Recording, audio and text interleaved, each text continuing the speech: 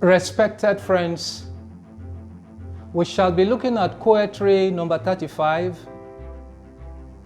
with the title, Faith-Filled Patience Accommodates Trials and Fears. For as the night and day pass, so shall the trials and fears pass too.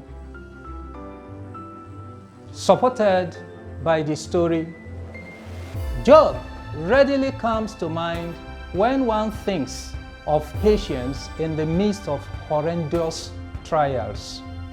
The righteous man in the sight of God, the boast and pride of heaven, was to be tested.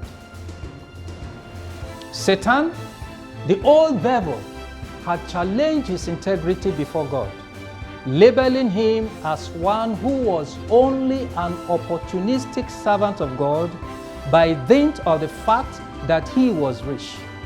Did God not give him so much wealth? Would Job have been so dedicated to him? God, who loves to boast that his children love him in any condition, did not hesitate at all. He encouraged Satan to try Job as severely as he could, but not to touch his life. Satan therefore went out eagerly, hoping to prove his points against Job. By afflicting him with the sudden loss of all his children, the sudden loss of all his property, and continued with attacking his tender flesh with wounds all over his body. This sore situation was worsened the more by the disdain of his wife and friends, who assumed that he was being punished by God for some secret sins which he must have committed. Now, they felt he had been a hypocrite all along. Why would God punish a truly righteous man in this terrible manner? Job must confess his sins or die in them.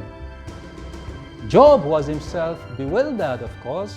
How was he to defend himself to anybody when even he did not know what was happening? Both the veiled and open taunts from his supposed friends were all like hot knives, twisting inside his raw wounds, but he would not offend God by accusing him of any wrong. As he stated, it was the Lord who gave and took away.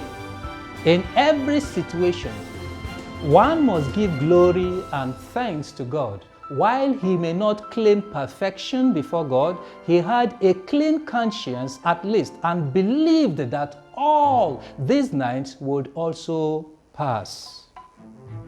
As the story goes, God at last raised Job from the doldrums of misery, poverty, sickness, and false accusations. He asked his presumptuous, judgmental friends to apologize to him and made sure he restored all he had lost a double-fold. He had more children and far more wealth than he had ever had all his life. The Bible says God blessed Job's later years even more than the earlier ones. Just as the night does not last. O faith-filled with tempest-tossed child of God, your troubles will not last. All you need are even profounder faith, humbler obedience, deeper docility, and more patient trust in God in whatever situation you find yourself. God bless you.